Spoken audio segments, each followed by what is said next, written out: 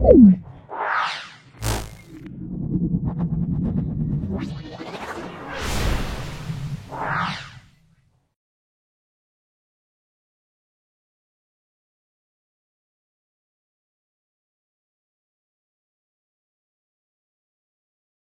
এসো, আজকে আমরা 3 নম্বর সেটটা ব্যাখ্যা করব। ক্লাস 10 যারা 2024-এ পড়ছো এবং 2025-এ মাধ্যমিক দেবে তাদের জন্য এই সেটটা অত্যন্ত কার্যকারী। ভিডিওটা প্রথম থেকে শেষ পর্যন্ত দেখো। অবশ্যই আমার এই ভিডিও থেকে তোমরা উপকৃত হবে। যদি ভালো লাগে লাইক করবে, তোমার সকল বন্ধু বান্ধবের মধ্যে আমার ইউটিউব চ্যানেলটা শেয়ার করে দেবে। দেখবে তোমাদের প্লেলিস্ট আছে, সেই প্লেলিস্টে বিভিন্ন টেস্টের প্রশ্ন নিয়ে ব্যাখ্যা করা আছে এবং সেই প্লেলিস্টে এবিটি এর যে প্রশ্ন আছে সেগুলো সম্পূর্ণ সলভ করে দেখাচ্ছি। এটা অনেক ক্ষেত্রে হয়েছে, দেখো পেজ নাম্বার লেখা সম্ভব হয়নি, কারণ এবিটি এ যে টেস্ট পেপার আছে সেই জায়গাটা এতই সংক্ষিপ্ত, এতই ছোট, সেখানে আমি পেজ নাম্বারটা লিখতে পারিনি। কিন্তু তোমরা ভালো এই ভিডিওটা দেখো, তোমরা প্রত্যেকটা উত্তর কিন্তু পাবে। পেজ নাম্বার দিয়ে পেজ নাম্বারটা লেখা সম্ভব হয় না, কিন্তু তোমাদের টেক্সট বইয়ের সাহায্যে, সহায়িকার সাহায্যে কিন্তু তুলে ধরেছি। তাই তোমাদের বলবো খুব ভালো করে ভিডিওগুলো দেখবে, পরীক্ষা অসম্ভব ভালো মার্কস পাবে। এবং তোমাদের সকল যদি ভালো লাগে তোমাদের সকল বন্ধু বান্ধবের মধ্যে আমার ইউটিউব চ্যানেল লিঙ্কটা শেয়ার করে দিও। চলে এসো, আজকে 3 নম্বর সেট দেখে নাও। বায়ুমণ্ডলের সব থেকে শীতলতম স্তরের নাম, এটা হলো মেসোস্ফিয়ার। চলে এসো, তারপরে চার্লসের সূত্র অনুসারে গাণিতিক রূপটি আমরা বলবো ভি প্রপোর্শনাল টি। কোনো গ্যাসের আণবিক ভর 16 হলে গ্যাসটির বাষ্প ঘনত্ব কত হবে? 8 হবে। কারণ আমরা জানি m সমান 2d, তাহলে এটা 2 দিয়ে ভাগ হবে, তাহলে 16/2 মানে 8 হবে। কোনটি আয়নীয় যৌগ নয়? আয়নীয় যৌগ নয় আমরা বলবো CH2Cl2। তারপর দেখো প্রিজমের নিচের কোন বর্ণের আলোর চ্যুতি সবচেয়ে বেশি? বেগুনির সবচেয়ে চ্যুতি বেশি, লালের সবচেয়ে কম। তারপর চলে এসো, মোটর গাড়ির হেডলাইটে ব্যবহৃত হয় উত্তল দর্পণ। অ্যামিটার পরিমাপ করে প্রবাহ মাত্রা, বর্তনী প্রবাহ মাত্রা মাপে অ্যামিটার। তারপর দেখো 0.2 ওহম দুটি রোধ সমান্তর সমবায় আছে, তুল রোধের মান দেখো বলা আছে 1/10। কি করে 1/10 হচ্ছে দেখে নাও, এটা হবে 1.8। দেখে নাও, আমরা সূত্র জানি আরপি সমান দুটো রোধের গুণফল, তাহলে R1 × R2 আর বাই দুটো রোধের যোগফল। এই সূত্রটা আমরা মনে রাখবো। তাহলে দেখে নাও, দুটো রোধ বলা আছে, একটা রোধ 0.2 আর একটা রোধ হলো 0.2, এটা যোগ করছি 0.2, এটা 0.2 আমরা করলাম। তাহলে দেখে নাও, তাহলে অতএব আরপির মানটা আমরা পেয়ে গেলাম 0.2 × 0.2 বা এটা যোগ করলে 0.4, এটা করতে পারি। এবার দেখে নাও আরপি সমান তাহলে 2/10, এটা হলো 10/4। খুব ভালো দেখে নাও, তাহলে 10 কেটে গেল, এটা কেটে গেল 2 কেটে গেল, তাহলে কত হবে? আরপির মানটা পেয়ে গেল 1/10 ওহম আমরা চলে এলাম। তাহলে দেখো অ্যান্সার কত হবে, দেখে নাও 1/10।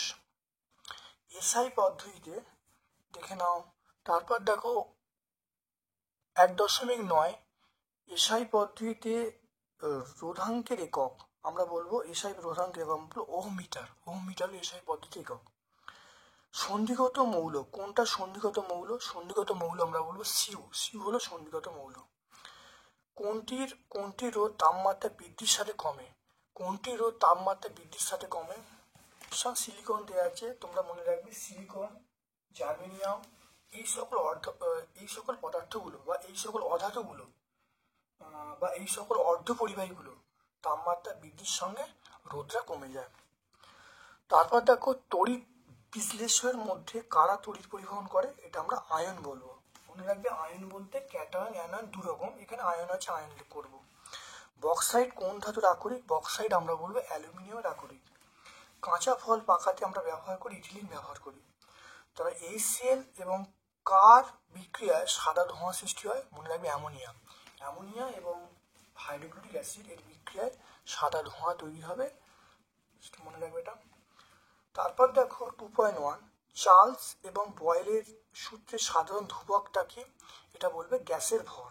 তাহলে আমরা উত্তরগুলো এখানে লিখছি, দেখে নাও। 2.1 এটা আমরা বলবো গ্যাসের ভর, গ্যাসের ভর বলবো। তারপর দেখো শূন্য, দেখে নাও 30 সেন্টিগ্রেড এবং 300 কেলভিনের মধ্যে কোনটা বড়? অবশ্যই 30 সেন্টিগ্রেড বড়, কারণ এখানে কারণটা বলে দিচ্ছি, এটা 30 সেন্টিগ্রেড বড়। কেন? কারণ 273 তার সঙ্গে 30 যোগ করলে তাহলে 303 কেলভিন, আর এখানে বলা আছে কত বলা আছে, 300 কেলভিন বলা আছে। তাহলে কোনটা বড়? অবশ্যই 300 কেলভিনটা বড়, 303 কেলভিনটা বড় 300 থেকে। তাহলে 303 মানে কোনটা? 30 সেন্টিগ্রেডটা। তারপর চলে এসো 2.3, দেখে নাও 2.3 দুষ্ট মৌল কাকে বলা হয়? দুষ্ট মৌল আমরা বলবো H2 বা আমরা বলবো H2 বা হাইড্রোজেনকে দুষ্ট মৌল বলা হয়। তাহলে 2.3 আমরা বলবো হাইড্রোজেনকে বলবো। পি কে ভুজ এবং পিভি কে কোটি ধরে যে লেখচিত্র পাওয়া যাবে, সেই পিভি অক্ষের সমান্তরাল একটি তার প্রকৃতি হবে পিভি অক্ষের সমান্তরাল সরলরেখা। এটা পিভি অক্ষ না, এটা পি অক্ষের সমান্তরাল। তাহলে পিভি পদে পি হবে, তাহলে এটা মিথ্যা হবে। তাহলে আমরা বলবো 2.4টা, এটা আমরা বলবো স্টেটমেন্টটা, এটা আমরা বলবো মিথ্যা।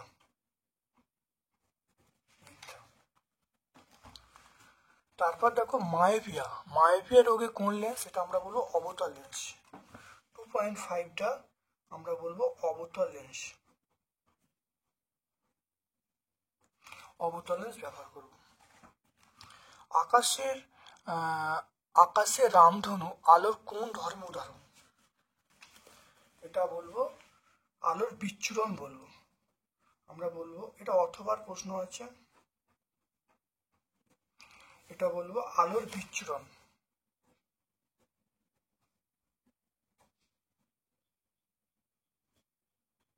আলোর বিচ্ছুরণ বলবো।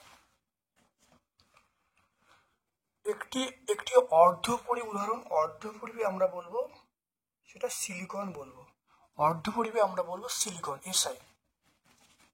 তাহলে 2.6টা আমরা বলবো সিলিকন বা জার্মেনিয়াম, এগুলো আমরা বলবো।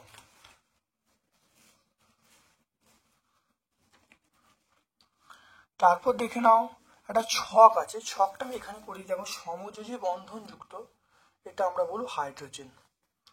জলের তড়িৎ বিশ্লেষণে ব্যবহৃত হয়, এটা আমরা প্ল্যাটিনাম ব্যবহার করি তড়িৎদ্বার হিসাবে। ক্ষার ধাতু আমরা বলবো এটা হলো সি, এটা বলবো ক্ষার ধাতু পটাশিয়াম।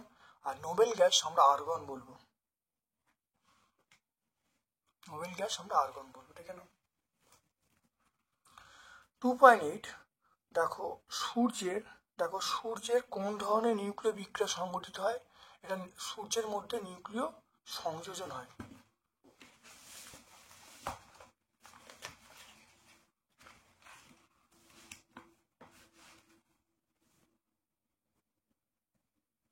এটা নিউক্লিয় সংযোজন।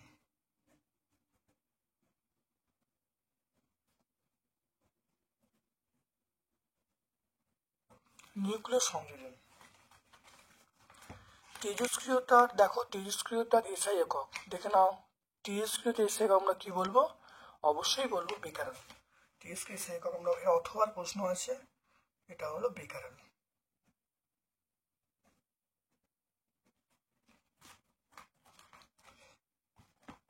তারপর দেখো চিনির জলীয় দ্রবণ তড়িতের কুপরিবাহী।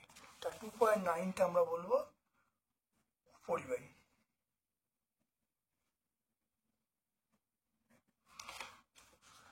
তারপর দেখো সমযোজী ত্রিবন্ধনযুক্ত একটি মৌল, এটা আমরা অ্যাসিটিলিন বলবো।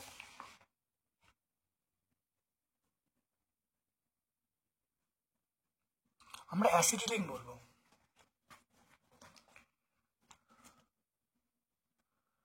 দেখো অথবা প্রশ্ন আছে, সমযোজী যৌগ যা জলে দাব্য, সমযোজী যৌগ যা জলে দাব্য, এটা আমরা বলবো চিনি বলবো।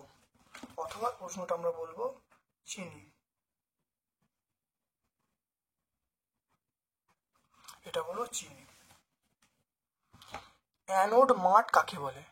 অ্যানোড মাঠ, এটা এখানে অ্যানোড মাঠ কাকে বলে দেখো এখানে পেয়ে যাবে।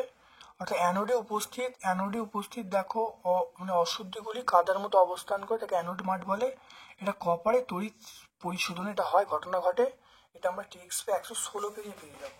তাহলে আমি পেজ নাম্বারটা এখানে লিখে দিচ্ছি, টেক্সট বই 116 পেজে তোমরা দেখে নেবে। তারপরে দেখে নাও শূন্যস্থান পূরণ করতে বলেছে। ক্রায়োলাইট ড্যাশ ধাতুর আকরিক। দেখো ক্রায়োলাইট ড্যাশ ধাতুর আকরিক, তাই 2.12 এটা বলবো অ্যালুমিনিয়াম।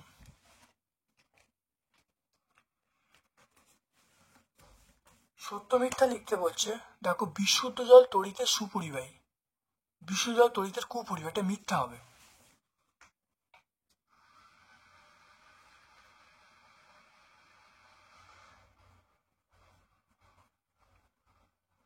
এটা আমরা মিথ্যা বলবো। তাহলে আগের প্রশ্নটা হলো অ্যালুমিনিয়াম, 2.12 উত্তর হলে অ্যালুমিনিয়াম, আর 2.13 উত্তর হলে মিথ্যা। তারপর দেখো 2.14 এটা এলপিজি। এলপিজির পুরো নাম কি?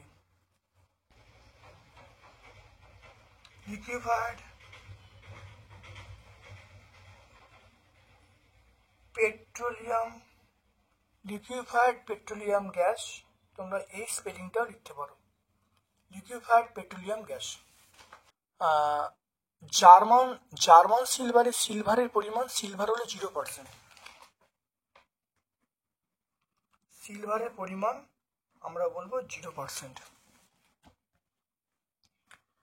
দেখো কাঁসা এবং পিতলে কোন ধাতু কাঁসা এবং পিতলে থাকে? এটা অথবার প্রশ্ন আছে,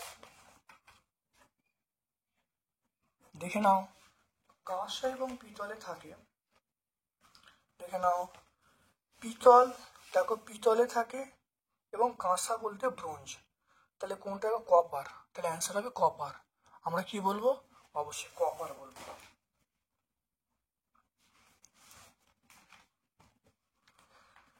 দেখে নাও।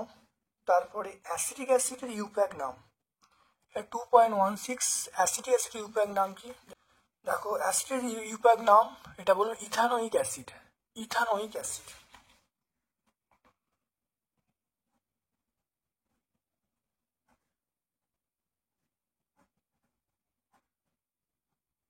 আমরা বলবো ইথানোয়িক অ্যাসিড।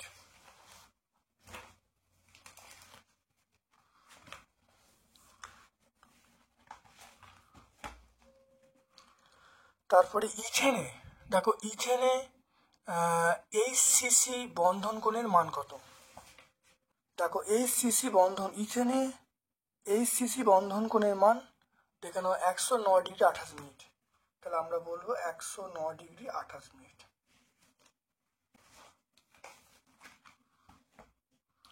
তারপর চলে এসো লাইকার অ্যামোনিয়া কাকে বলে?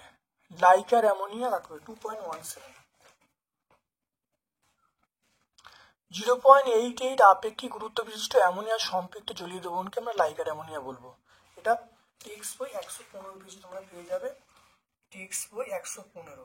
এই বইটা তোমরা পাবে ভট্টাচার্য ব্রাদার্সের বই, বি মানে ভট্টাচার্য ব্রাদার্সের বই পাবে। তারপর দেখো নাইট্রোজেনের একটি জৈব সারের নাম আমরা বলি ইউরিয়া, এটা আমরা বলবো ইউরিয়া। 2.18 উত্তরটা হবে ইউরিয়া। ইউরিয়া এর সংকেতটা CO NH2 ইউরিয়া বলবো। বাতাসে দেখে নাও, বাতাসে কোন গ্যাসটি উপস্থিতির জন্য চকচকের উপর গহনা কালো হয়ে যায়? এটা আমরা বলবো H2S, মানে হাইড্রোজেন সালফাইড আমরা বলবো।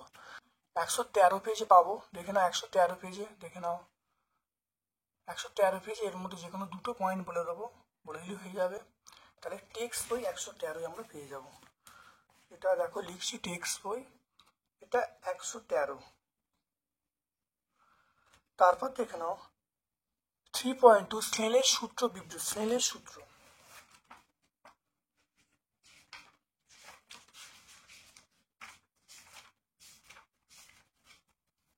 স্নেলের সূত্র দেখে নাও। এটা দেখে নাও স্নেলের সূত্র, দেখো 43 পেজে আছে। দেখে নাও স্নেলের সূত্র, দেখো 43 পেজ, দেখো স্নেলের সূত্র। দুটো নির্দিষ্ট বর্ণ নির্দিষ্ট মাধ্যমের ক্ষেত্রে প্রতিসরণের ক্ষেত্রে আপতন কোণের সাইন প্রতিসরণের কোণের সাইন অনুপাত ধ্রুবক হয়। এটা আমরা কত পাবো? টেক্সট বই 43 পেয়ে যাবো। তাহলে স্নেলের সূত্রটা আমরা পাবো টেক্সট বই 43।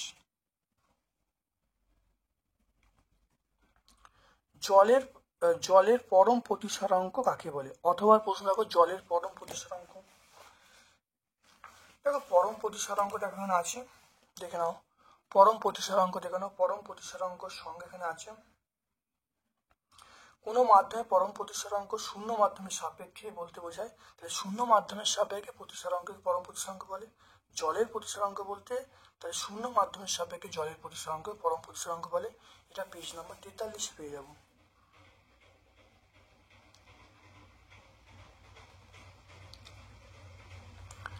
তারপর দেখো স্থিতিশীল উন্নয়ন কাকে বলে?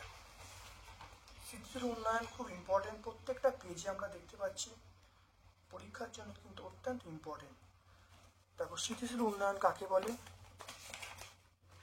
দেখে নাও। ভবিষ্যৎ প্রজন্মের কথা মাথায় রেখে প্রাকৃতিক সম্পদকে সম্পূর্ণরূপে নিঃশেষ না করে মানবজাতি উন্নয়নের কাজে সুনিয়ন্ত্রিত উপায় ব্যবহার করার পদ্ধতিকেই আমরা বলবো স্থিতিশীল উন্নয়ন। এটা 6, টেক্সট বই 6 আমরা পেয়ে যাবো।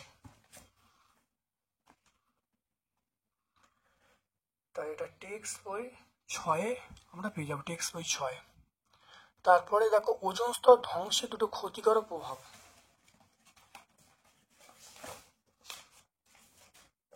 ওজোন স্তর ধ্বংসের দুটো ক্ষতিকারক প্রভাব।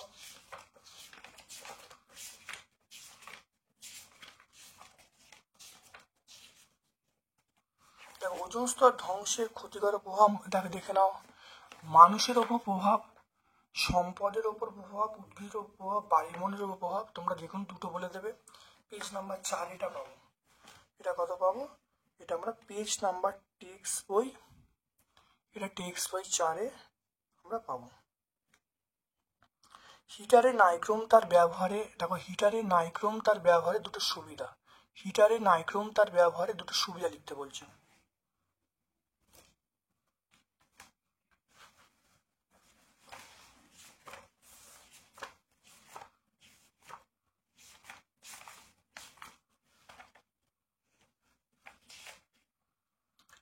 তাহলে হিটারে দেখো নাইক্রোম তার ব্যবহার করা হয় কেন? তাহলে হিটারে দেখো নাইক্রোম তার ব্যবহার, এটা সংকর ধাতু।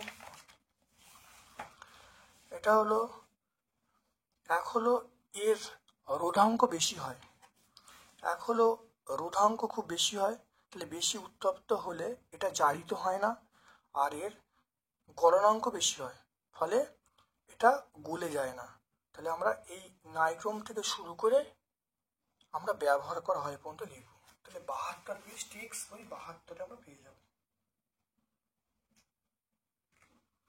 এটা দেখো পেয়ে যাব, দেখো টেক্সট বই এটা 72 পেয়ে যাব। এটা হিটারের উত্তরটা পেয়ে যাব। পরিবাহীর দুই প্রান্তের বিভব প্রভেদ 1 ভোল্ট এবং প্রবাহ মাত্রার মান বলা আছে 0.2। আমাকে বলেছে পরিবাহীর রোধ কত হবে, দেখে নাও।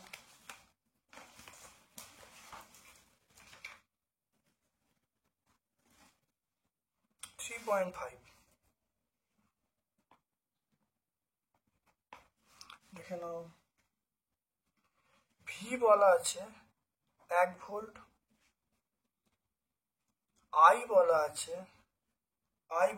0.2 অ্যাম্পিয়ার।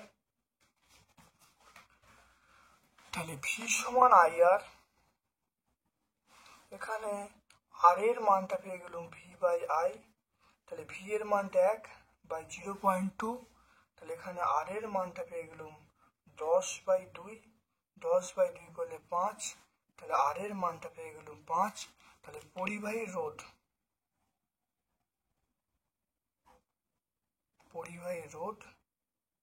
আমরা পেয়ে গেলাম 5 ওহম। তারপর দেখো বিপদ সংকেত হিসাবে আমরা লাল আলো কেন ব্যবহার করি।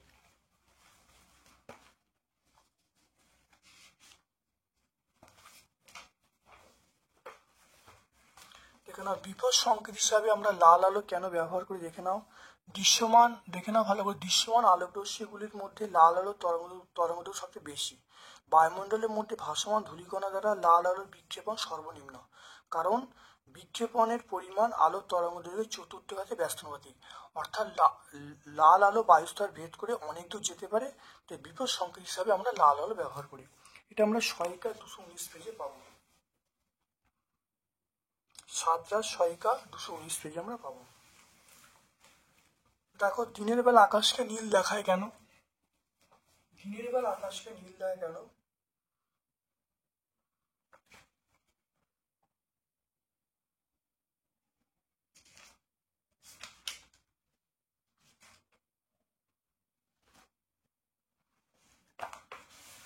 দেখো দিনের বেলা আকাশকে নীল দেখায় কেন। দিনের বেলা দেখে নাও সূর্যের সাদা, দিনের বেলা আকাশকে নীল দেখায় কেন।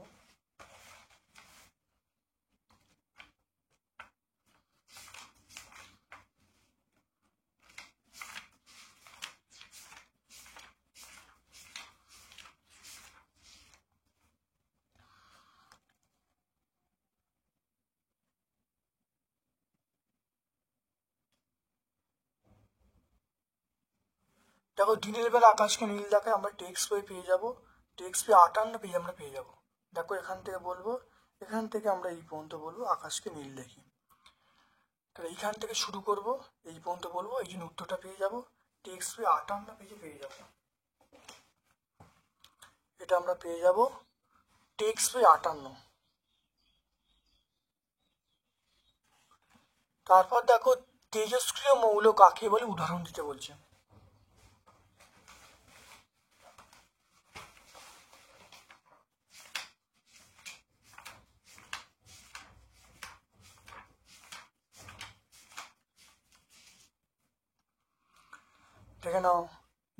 দেখে নাও যে ধর্মের জন্য সাধারণত কিছু উচ্চ ভর বিশিষ্ট মৌল সব অবস্থায় স্বতঃস্ফূর্তভাবে এক ধরনের অদৃশ্য বিকিরণ নিঃসরণ করে, তা এই মৌলিক ঘটনাকে আমরা বলবো তেজস্ক্রিয়তা। আর এই সকল মৌলগুলোকে আমরা বলবো তেজস্ক্রিয় মৌল, যেমন রেডিয়াম, পোলোনিয়াম, থোরিয়াম উদাহরণগুলো বলবো। এটা আমরা টেক্সট বই 89 পেজে পাবো। টেক্সট বই আমরা কত পাবো, 89 পেজে আমরা পাবো টেক্সট বই 89। তারপর দেখে নাও এক্স রশ্মির ব্যবহার লিখতে বলছে।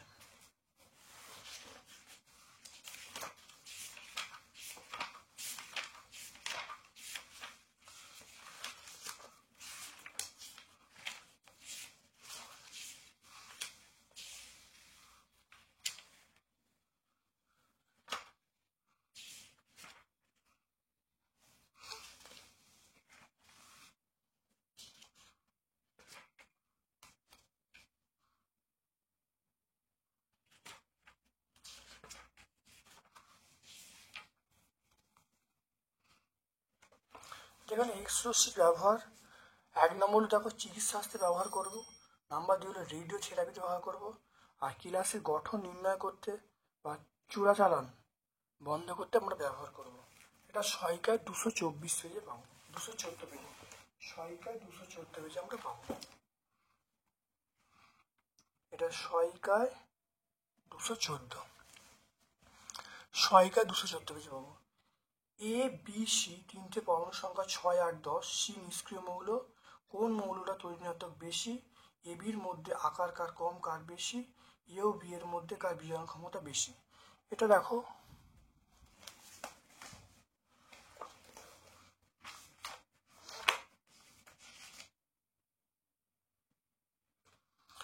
দেখে নাও, এই উত্তরটা একই উত্তর, খুব ভালো দেখে নেবে। এই প্রশ্ন উত্তর দেখে নাও ভালো করে, তিনটে উত্তর ভালো করে করা আছে, খুব ভালো করে দেখে নেবে, উত্তর পেয়ে যাবে। এটা সহায়িকায় 359 পেজে আমরা পাবো।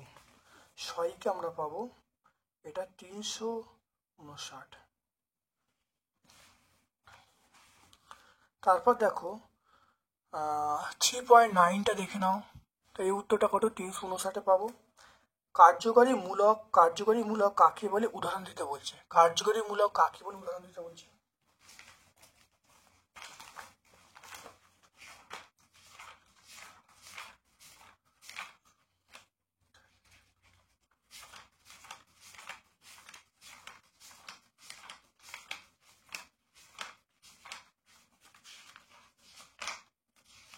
দেখে নাও, কার্যকরী মূলক কাকে বলে? অর্থাৎ যে সকল মূলক যৌগের অনুপস্থিত থেকে যৌগের প্রকৃতি ধর্ম নির্ধারণ করে তাকে কার্যকরী মূলক বলবো। যেমন আমরা এগুলো দেখো বলবো, যেমন অ্যালকোহল, এর নাম হলো হাইড্রক্সিল ওএইচ, অ্যালডিহাইড সিএইচও, এগুলো উদাহরণগুলো বলে দেবো। এটা টেক্সট বই 139 পেজে আমরা পাবো। টেক্সট বই কত? এটা আমরা পাবো টেক্সট বই, দেখে নাও, এটা আমরা পাবো টেক্সট বই 139। তারপর দেখো CH3CH2, তারপর দেখো CH3CH2CH, এর ইউপ্যাক নাম কি?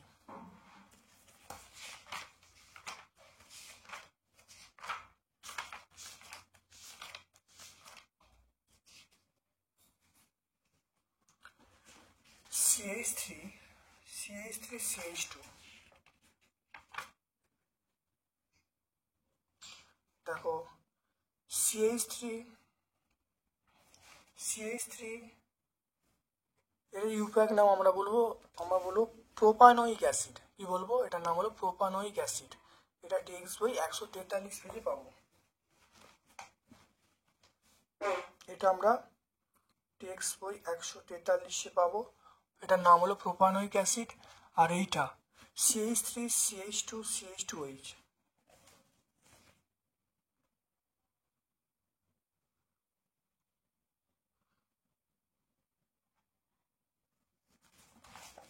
তাকে এটা বলবো, দেখে নাও, এটা দেখো প্রোপান ওয়ান অল। দেখে নাও প্রোপান ওয়ান অল, ভালো করে দেখে নাও, এটার নাম হলো প্রোপান ওয়ান অল। এটা 142 পেজে। তাহলে এই উত্তরটা পাবো 142 পেজে। তাহলে এইটার নাম দেখো CH3CH2CH3CH2CH, দেখে নাও CH3CH2CH, এটার নাম হলো প্রোপানোয়িক অ্যাসিড। আর CH2CH2CH2OH, এটার নাম হলো আমরা বলবো প্রোপান ওয়ান অল। এটা পাবো এটা পাবো এই প্রথমটার উত্তর পাবো 143 পেজে পাবো, দ্বিতীয়টার উত্তর পাবো 142 পেজে। তোমরা টেক্সট বই অবশ্যই পেয়ে যাবে। তারপর দেখে নাও 4.1-এ চলে এসো। 4.1 দেখো, এগুলো 3 নাম্বার করে। মিথেন হাইড্রেট কি? মিথেন হাইড্রেটকে আমরা ফায়ার আইস কেন বলি?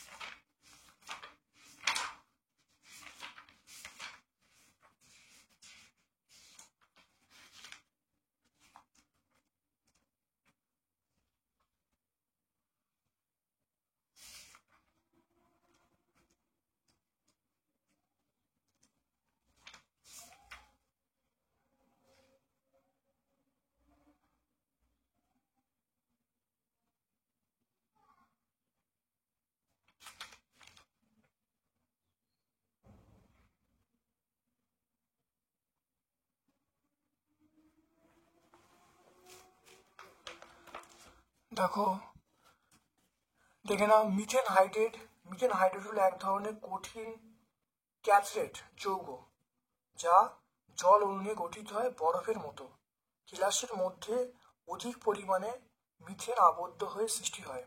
এর সংকেত হলো CH4, 5.7H2O, বা অন্যভাবে লেখা হয় 4CH4, 23H2O। এটা সমুদ্রের ভূগর্ভস্থ স্তরে এটা থাকে। তাহলে মিথেন হাইড্রেট হয়ে গেল। এটাকে ফায়ার আইস কেন বলা হয়? কারণ মিথেন হাইড্রেট হলো এক ধরনের কঠিন ক্যাটলেট যৌগ, যা জলে অণু নিয়ে গঠিত হয়। আর কেলাসের মধ্যে অধিক পরিমাণে মিথেন আবদ্ধ থাকে। মিথেন গ্যাস দাহ্য প্রকৃতির হয়, বরফের মতো দেখতে, এবং মিথেন হাইড্রেটের কেলাস আগুনের সংস্পর্শে এলেই জ্বলতে থাকে। তাই মিথেন হাইড্রেটকে আমরা ফায়ার আইস বলবো। এটা আমরা সহায়িকা 136, 137 পেজে পেয়ে যাব। এটা আমরা পেয়ে যাব সহায়িকা 100, তাহলে উত্তরটা পেয়ে যাব সহায়িকা 136, সহায়িকা 36, 37 পেজে, সহায়িকা 36, 37 পেজে আমরা পেয়ে যাব। তাহলে সহায়িকা 36 আর 37 পেজে আমরা পেয়ে যাব। তারপর দেখো 4.2, 0 সেন্টিগ্রেড থেকে কোনো গ্যাসকে উত্তপ্ত করলে চাপ ও আয়তন উভয় দ্বিগুণ হলো, গ্যাসের চূড়ান্ত উষ্ণতা কত হবে? দেখে নাও, একটা অঙ্ক আছে, দেখে নাও। 0 সেন্টিগ্রেড কোনো গ্যাসকে উত্তপ্ত করলে চাপ ও আয়তন উভয় দ্বিগুণ হলো, চূড়ান্ত উষ্ণতা কত হবে?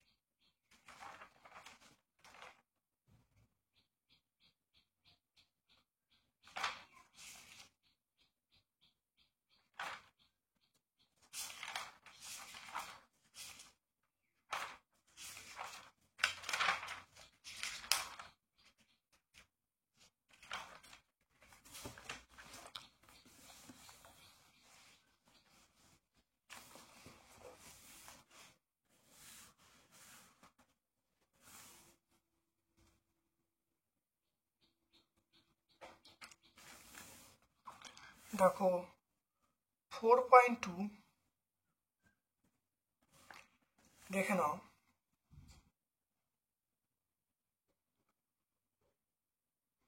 T1 বলা আছে 273 প্লাস 0, এটা হলো 273 কেলভিন। আচ্ছা, P1 এটা প্রাথমিক চাপ,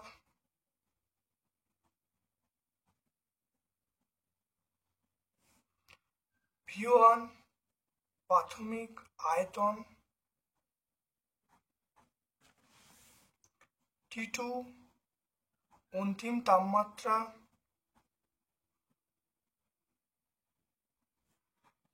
এটা চাইছে। P2 অন্তিম চাপ, এটা 2P1 দ্বিগুণ হবে। V2 অন্তিম আয়তন 2V1 হবে। এবারে আমরা জানি সূত্রটা কি, আমরা জানি, দেখে নাও, P1 V1 বাই T1 সমান আমরা বলবো P2 V2 বাই T2। দেখে নাও, এটা P1 V1 বাই T1 মানে আমরা 273 বলবো, P2 মানে 2P1 into 2V1 by T2, P1 V1 by 273, এটা 4, P1 V1 এটা 273। তারপর দেখে নাও, এটা গুণ করছি, তাই T2 মান আমরা পেয়ে গেলাম 273 ইন্টু 4 কেলভিন।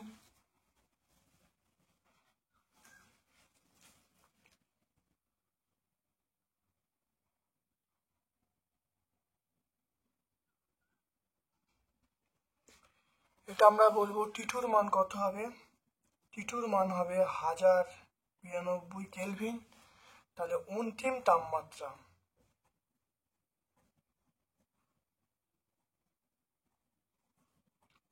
তাপমাত্রা কত হবে? আমরা বলবো 1092 মাইনাস 273 করলে কত হবে?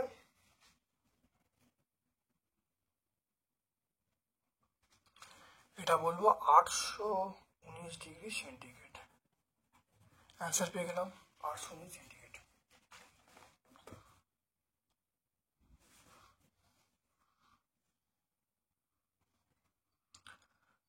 তারপরে দেখো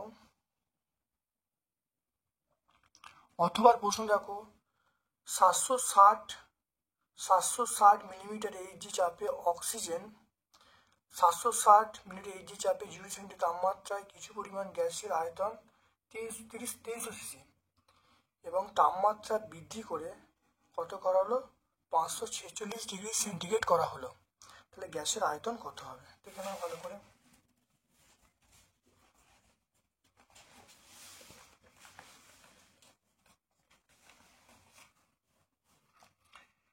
দেখে নাও P1 দেখে নাও 760 millimetre Hg, T1 273 kelvin, V1 বলা আছে 300 সিসি, T2 বলা আছে 546 সঙ্গে 273 যোগ করব,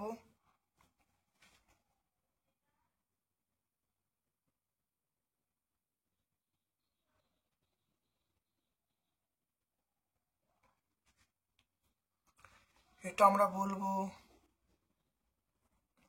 819 কেলভিন। V2 মানটা আমার চাইছে চাপটা একই চাপ, তাহলে P2 মান কত? P2 মান 760 মিলিমিটার এইচজি, একই চাপ বলা আছে। তাহলে সূত্র কি? চাপ যদি একই হয় তাহলে সূত্র হবে V1/T1, আমরা বলবো V2/T2। একই চাপ হলে তাহলে V1 এর মান কত? V1 এর মান আমরা বলবো 300, V2 এর মান T1 এর মান কত? T1 এর মান 273, V2 এর মান আমরা চাইছি, আর T2 এর মান আমরা বলেছি 819। তাহলে এখান থেকে দেখো V2 এর মান বেরোবে, V2 সমান 300 ইন্টু 819 বাই 273।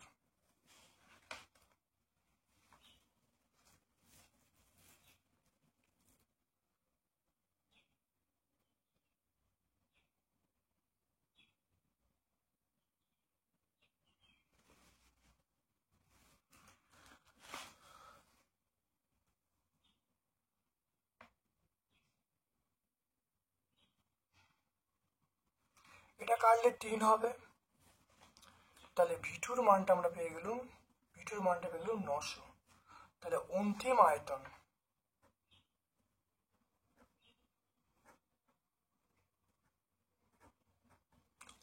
আয়তন কত? সেটা হলো 900 সিসি। অ্যান্সার হয়ে গেল।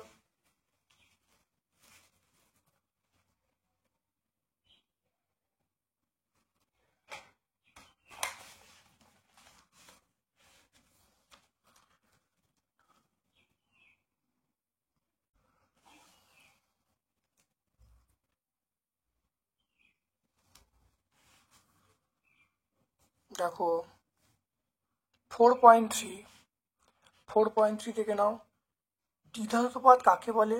রিবেট করা হলে দ্বিধানুপাত বেঁকে যায় কেন?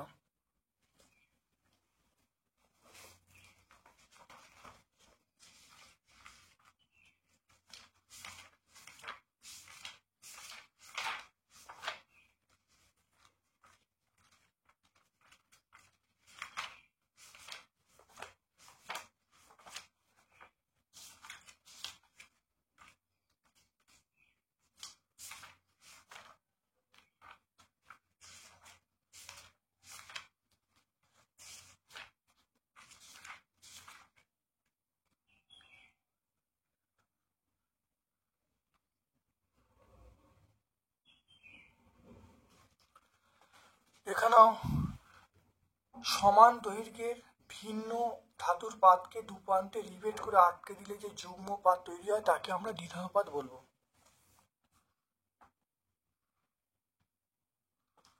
একই আয়তনে তামা এবং লোহার পাতকে রিভেট করে আটকে দিলে যে উত্তপ্ত করা হয় তাহলে কি ঘটবে? তাহলে তাহলে দেখো, তামার প্রসারণ গুণাঙ্ক লোহা অপেক্ষা অনেক বেশি। তাহলে একই উষ্ণতা বৃদ্ধিতে তামার প্রসারণ অনেক বেশি হবে, ফলে উত্তপ্ত করলে বেঁকে যাবে এবং বাইরের দিকটা তামার পাত থাকবে আর ভেতরের দিকটা লোহার পাত থাকবে। তাহলে উত্তপ্ত করলে এই ঘটনা ঘটবে, এটা লিখে দেবে। এটা সহায়িকা 147 পেজে পাবো আমরা। সহায়িকা এটা কত পাবো? সহায়িকায় এটা 147 পেজে আমরা পাবো। তারপর দেখো, প্রমাণ করো সমান কাঁচফলকের মধ্য দিয়ে আলোর শুধুমাত্র পার্শ্ব সরণ ঘটবে।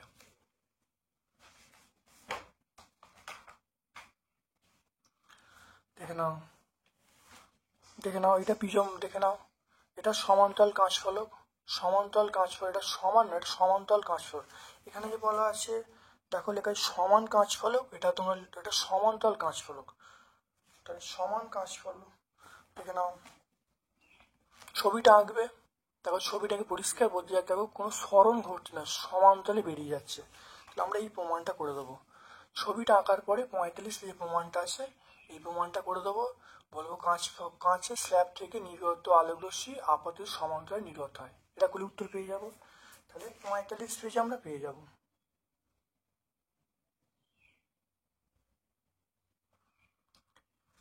তারপর দেখো, ফ্যারাডের সূত্রগুলো লিখতে বলছে।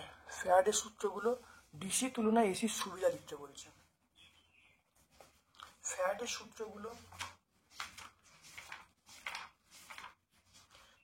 সূত্র তোমরা 81 দেখো পেয়ে যাবে। 81 পেজে দেখো দুটো সূত্র আছে। প্রথম সূত্র এটা আমরা 81 পেজে পেয়ে যাব।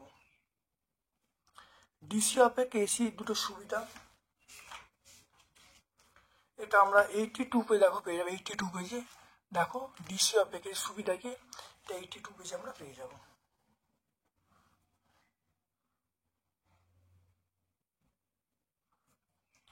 ডিসি ও এসি একটি করে উৎস উল্লেখ করতে বলছে। ডিসি এবং এসি,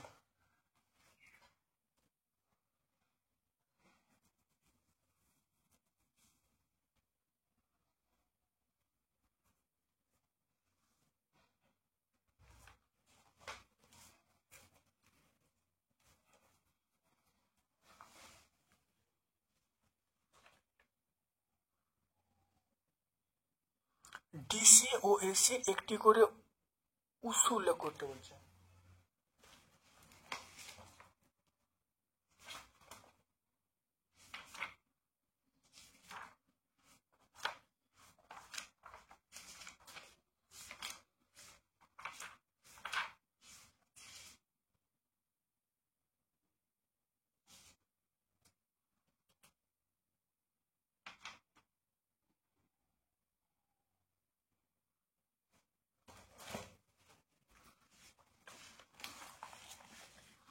তাহলে আমরা দেখো বলবো,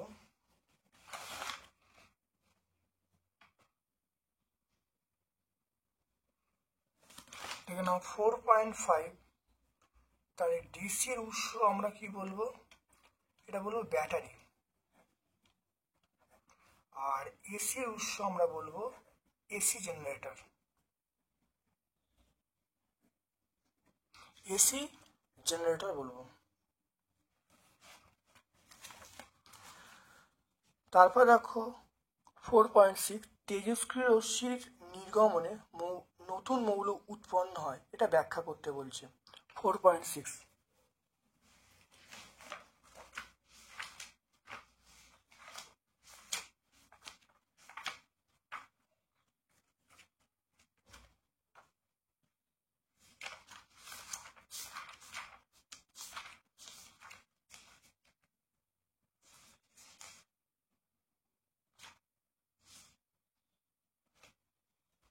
দেখে নাও, তেজস্ক্রিয়তা একটি নিউক্লিয় ঘটনা। দেখো তেজস্ক্রিয়তা একটি কেন্দ্রজ ঘটনা, এটা আমরা ব্যাখ্যা করব। এইখান থেকে এই পর্যন্ত বলে দেবো, বললে উত্তর চলে আসবে। তাহলে এটা আমরা পেজ নাম্বার 306 পাবো। এটা পেজ নাম্বার 306 পাবো। এটা 6টা। হারিনকে দুষ্ট মৌল কেন বলা হয়? দেখে নাও, হারিন কেন দুষ্ট মৌল বলা হয়?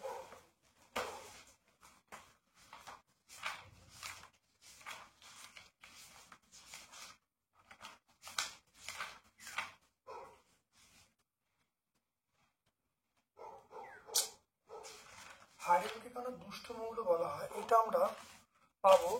দেখে নাও, হারিনকে দুষ্ট মৌল বলা হয়, দেখে নাও, ক্ষার ধাতুর সঙ্গে সাদৃশ্য, ক্ষার ধাতুর সঙ্গে বৈসাদৃশ্য, হ্যালোজেনের সঙ্গে সাদৃশ্য, হ্যালোজেনের বৈসাদৃশ্য সাদৃশ্য। তাহলে ক্ষারের সঙ্গে সাদৃশ্য, ক্ষারের সঙ্গে বৈসাদৃশ্য, হ্যালোজেনের সঙ্গে সাদৃশ্য, হ্যালোজেনের সঙ্গে বৈসাদৃশ্য, দুটো করে পয়েন্ট লিখবো। লেখার পরে বলবো এই জন্যই হারিনকে আমরা দুষ্ট মৌল বলি।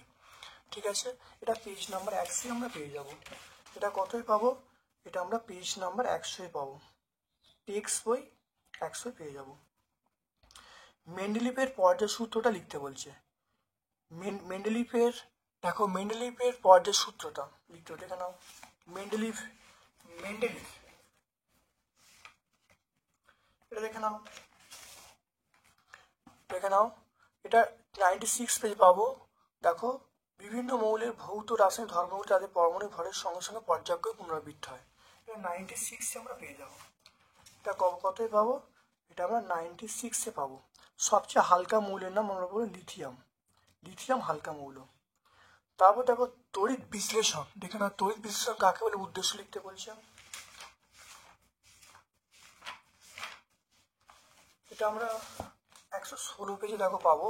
দেখে নাও, তড়িৎ বিশ্লেষণ কাকে বলে, এর উদ্দেশ্য। দেখে নাও, এখানে পরিষ্কার সুন্দর করে আছে। 116 পেজে আমরা উত্তরটা পেয়ে যাব। এটা আমরা পেয়ে যাবো 116 পেজে। 116 পেজে উত্তরটা পাবো। অ্যামোনিয়া, দেখে নাও পরেরটা, অ্যামোনিয়া বায়ু অপেক্ষা হালকা, একটি পরীক্ষার সাহায্যে কি করে প্রমাণ করবে?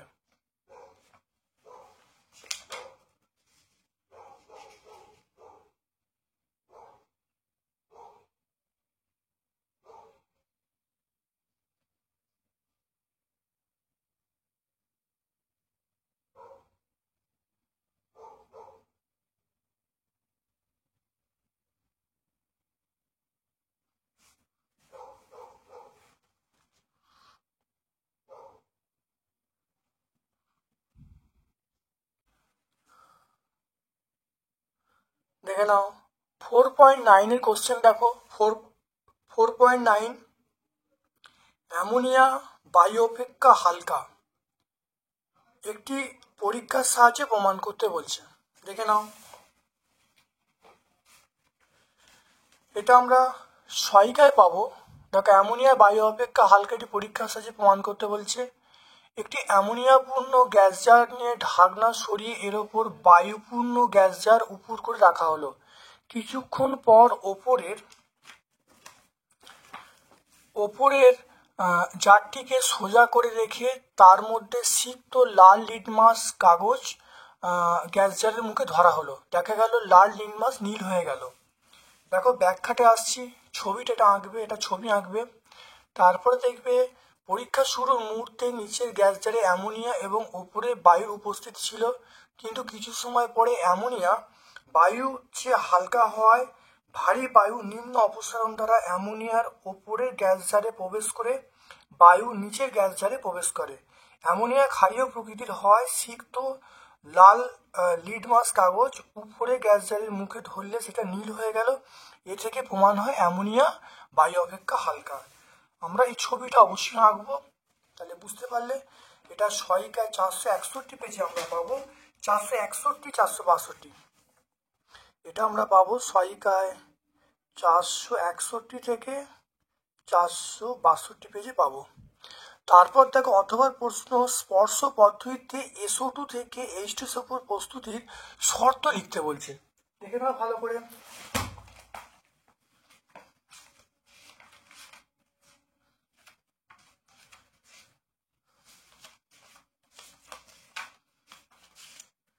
দেখে নাও স্পর্শ পদ্ধতি, দেখো SO2 থেকে, দেখে নাও আমরা এই 2 নম্বর স্টেপটা বলবো, 2 নম্বর স্টেপটা। তাহলে SO2 এবং বায়ুর মিশ্রণকে বিশুদ্ধ শুষ্ক করে 450 সেন্টিগ্রেড তাপমাত্রায় 1 থেকে 1.5 বায়ুমণ্ডলীয় চাপে প্ল্যাটিনাম অ্যাসবেস্টস বা ভ্যানাডিয়াম পেন্টাক্স অনুঘটে উপর দিয়ে চালনা করলে SO2 অক্সিজেন দ্বারা জারিত হয়ে SO3 উৎপন্ন হয়। বিক্রিয়াটা উভমুখী এবং তাপমুচি। দেখে নাও, আমরা বিক্রিয়া লিখবো, এটা হলো SO2 প্লাস O2 সমান SO3 প্লাস তাপ, এই বিক্রিয়াটা আমরা লিখবো। তারপর দেখো SO3 কে ঠান্ডা করে কোক খণ্ড ভর্তি শোষক যন্ত্রে 98% গাঢ় H2SO4 দ্বারা শোষণ করলে অলিয়াম উৎপন্ন হয়। তার সংকেত হলো H2H2O7। একে বলা হয় ধূম্রয়মান সালফিউরিক অ্যাসিড। আর অলিয়ামের সঙ্গে প্রয়োজন মতো জল যোগ করলে সেটা 98% গাঢ় H2SO4 তৈরি হয়। তাহলে এটা বিক্রিয়াটা আমরা লিখে দেবো, এই দুটো বিক্রিয়া লিখে দেবো, এটাই উৎপন্ন হয়ে যাবে। এটা আমরা টেক্সট বই 127 পেজে পাবো। এটা কতই পাবো? এটা আমরা পাবো টেক্সট বই 127 পেজে আমরা পাবো। তারপর দেখো 4.10 আকরিক মাত্রই খনিজ, কিন্তু সব খনিজ আকরিক নয়, এটা ব্যাখ্যা করতে বলছে। এটা আমরা টেক্সট বইয়ে খুব সুন্দরভাবে পেয়ে যাব। দেখো 131 পেজে আমরা এটা পেয়ে যাবো। দেখো টেক্সট বই দেখে নাও, টেক্সট বই 131 দেখো আমরা পরিষ্কারভাবে দেখো পেয়ে যাব। দেখে নাও টেক্সট বই আমরা দেখে নাও 131 দেখে নাও পেয়ে যাব।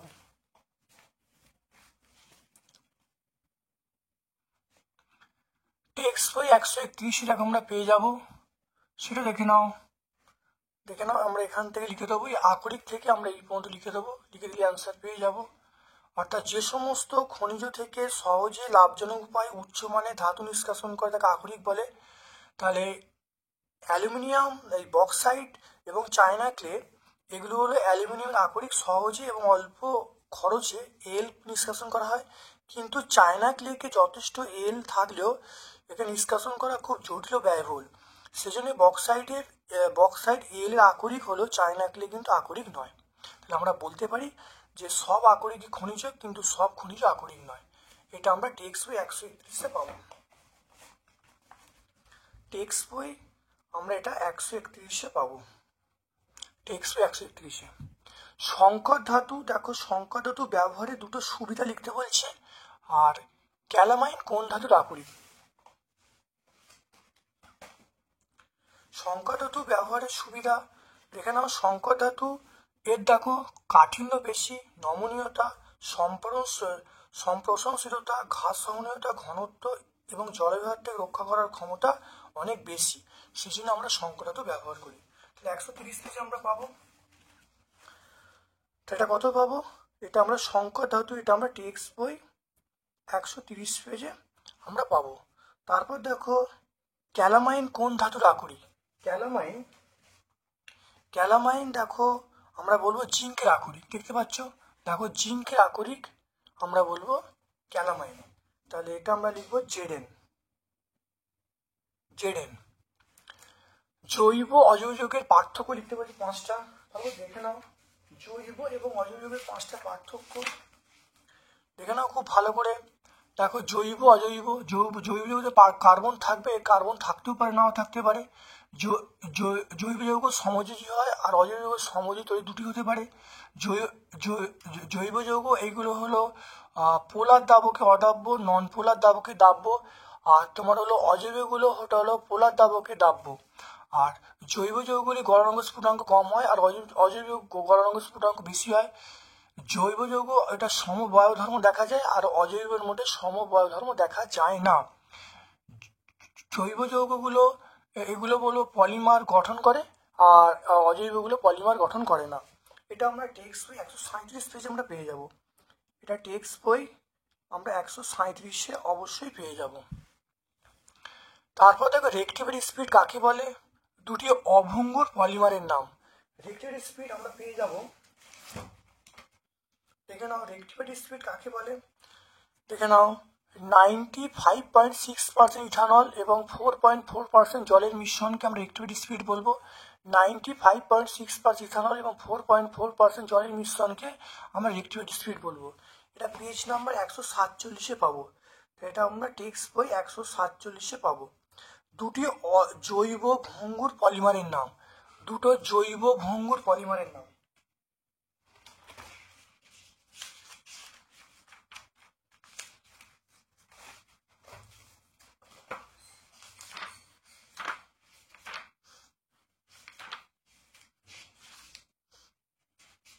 দেখো, জৈব ভঙ্গুর পলিমারের নাম আমরা বলবো শ্বেতসার, শর্করা, প্রোটিন, এগুলো বলবো। তাহলে শ্বেতসার, শর্করা, প্রোটিন এটা আমরা পাবো সহায়িকায়। তাহলে দুটো জৈব ভঙ্গুর পলিমারের নাম আমরা বলবো শ্বেতসার, শর্করা, প্রোটিন, এগুলো সব বলবো। আর আর জৈব ভঙ্গুর পলিমার একটা ব্যবহার বলতে বলছে। জৈব ভঙ্গুর পলিমারের ব্যবহার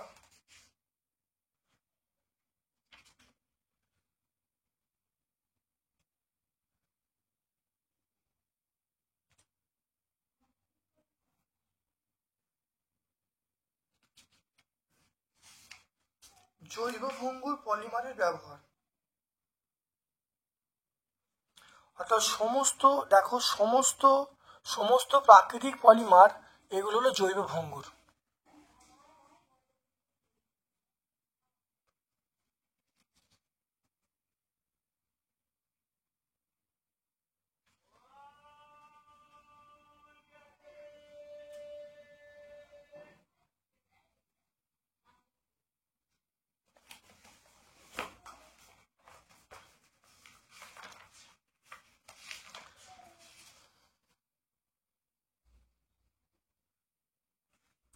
তাহলে জৈব ভঙ্গুর, দেখো জৈব ভঙ্গুর পলিমার এখানে পেয়ে যাব, জৈব ভঙ্গুর পলিমার পেয়ে যাব। এটা আমরা বলবো কার্বোহাইড্রেট, প্রোটিন, এগুলো সবই উদাহরণ বলবো। এগুলোর ব্যবহার কি? এগুলোর ব্যবহার হলো, দেখো, বাঁশ, কাঠ, খড় দিয়ে তৈরি সেলুলোজ পদার্থগুলি পরিবেশে জৈব বিশ্লেষ্য পরিবেশ দূষণ ঘটায় না।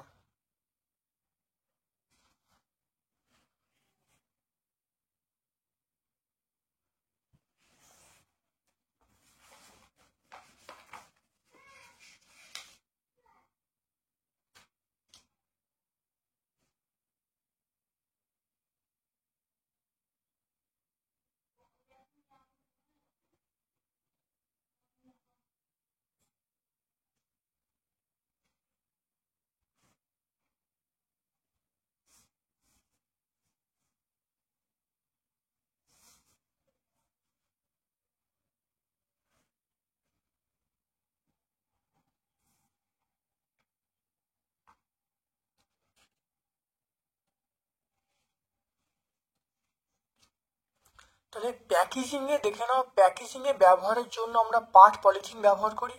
তাহলে প্যাকেজিংয়ের জন্য আমরা পাট এবং পাট, যেটা জৈব ভঙ্গুর আমরা ব্যবহার করি। এটা জৈব ভঙ্গুর, এটা পরিবেশ দূষণ নয়, এটা পরিবেশ বান্ধব শক্তি। তাহলে এটা কোথায় মানে অর্থাৎ প্যাকেজিংয়ের কাজে আমরা ব্যবহার করি জৈব ভঙ্গুর পলিমার। তারপরে চলে এসো 4.12 ইথানল এবং অ্যাসিটোন এবং ইথানোয়িক অ্যাসিডের সংকেত। এখানে 4.12 এটা বলা আছে ইথানল, অ্যাসিটোন, আর একটা হলো ইথানোয়িক অ্যাসিড।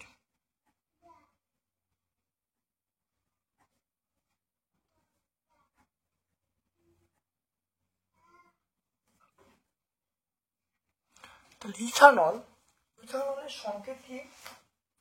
ইথানল আমরা বলবো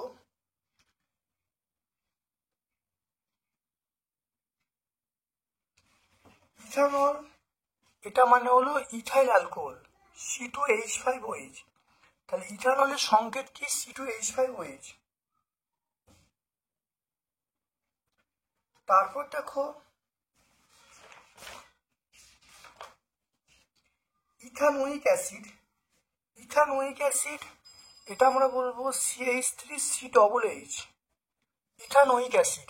আর অ্যাসিটোন,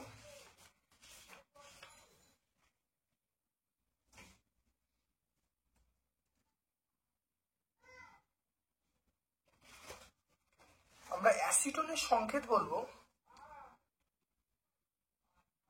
CH3COCH3।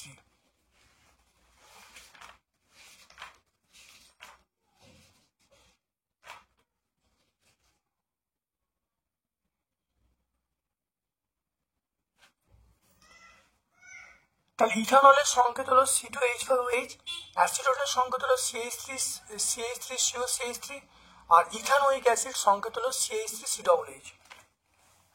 বায়োগ্যাস বলতে কি বোঝো দেখে নাও ভালো করে, দেখে নাও। বায়োমাসকে বায়ুর অনুপস্থিতিতে মিথানোজেনিক ব্যাকটেরিয়া দ্বারা বিয়োজিত করলে জটিল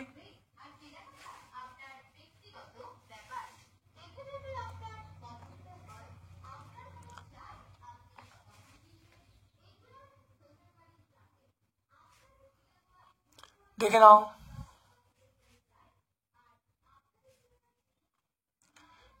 বায়োগ্যাস দেখো বায়োমাসকে বায়ুর অনুপস্থিতিতে মিথানোজেনিক ব্যাকটেরিয়ার দ্বারা বিয়োজিত করলে জটিল জৈব রাসায়নিক প্রক্রিয়ায় যে গ্যাসীয় মিশ্রণ উৎপন্ন হয় তাকে বায়োগ্যাস বা জৈব গ্যাস বলে। এর প্রধান উপাদান মিথেন বলবো, এছাড়া এতে CO2 এবং H2S জলীয় বাষ্প থাকে। দেখো তাহলে সবচেয়ে কোন গ্যাস বেশি থাকে বায়োগ্যাসের মধ্যে, আমরা বলবো মিথেন। এটা কোথায় পাবো, এটা আমরা টেক্সট বই 8-এ পাবো, টেক্সট বই 8 নাম্বার পেজে আমরা পেয়ে যাবো। সেটটা সম্পূর্ণ সলভ করলাম। ভিডিওটা প্রথম থেকে শেষ পর্যন্ত দেখবে, প্রত্যেকটা উত্তর ব্যাখ্যা করা আছে, উত্তর লেখা আছে। কিছু কিছু জায়গায় পেজ নাম্বার লেখার স্পেস নেই, সেজন্য পেজ নাম্বারটা মুখে বলে দিয়েছি। খুব ভালো করে ভিডিওটা দেখবে। যারা 2025-এ মাধ্যমিক পরীক্ষা দিচ্ছ তাদের জন্য অত্যন্ত কার্যকারী এই সেটগুলো, খুব ভালো করে প্র্যাকটিস করবে। আমার পক্ষ থেকে সকলকে ধন্যবাদ এবং শুভকামনা জানাচ্ছি।